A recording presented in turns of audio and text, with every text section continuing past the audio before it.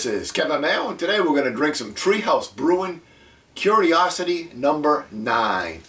This has been around, it was bottled on October 11th, 2014. They're a small nano brewery in Munson, Mass. Real tiny operation, but they're just kicking it. They're making some great beers, especially some great IPAs.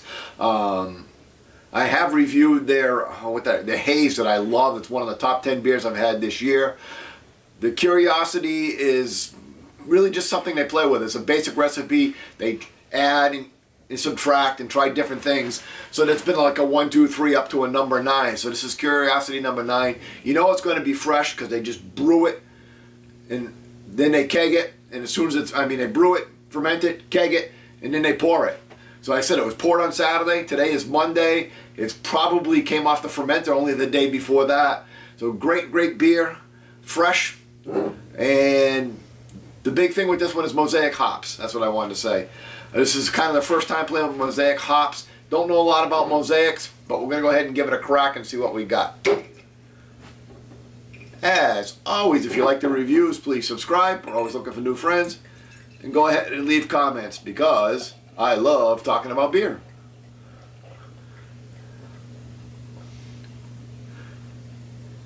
Like I said, these guys are really knocking it out of the park. They got some great, on Beer Advocate and stuff like that, they got some of the best beers on it, and they're brand new, and not brand new, but they're only a couple years old and really tiny. So let's take a look and see what we got. And we got a big, juicy glass of beer. I mean, it's hazy, orange, thick, you can't even see through it. But it's a beautiful looking glass of beer. Got a decent amount of head on it, maybe one finger.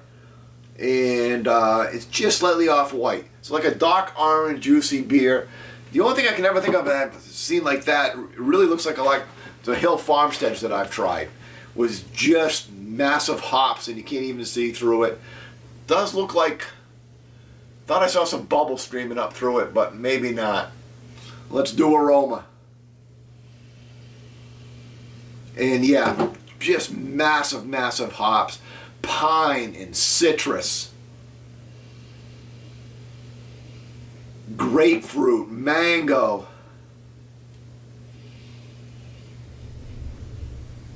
Just beautiful smelling beer.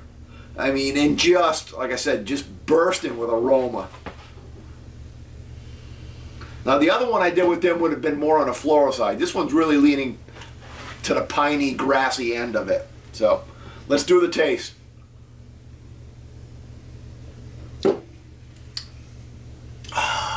Oh, this is what you review beers for, when you can find something like this. I mean, you live for a day like this. Just refreshing, piney, malt.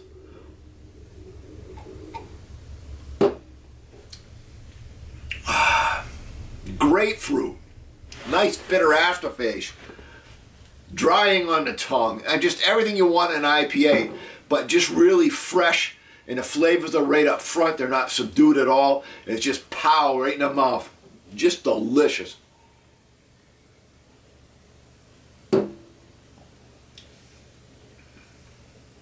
So it starts with just a hint of the malt, just a taste of the bread up front.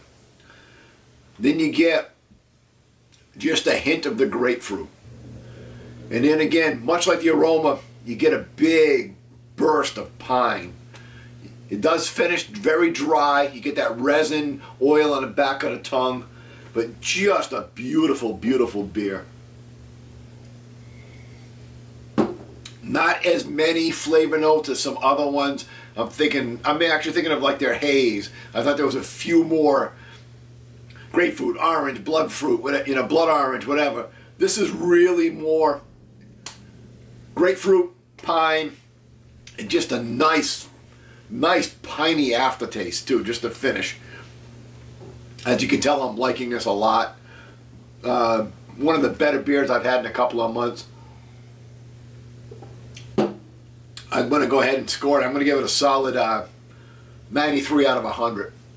Definitely on my top 10 list of the year.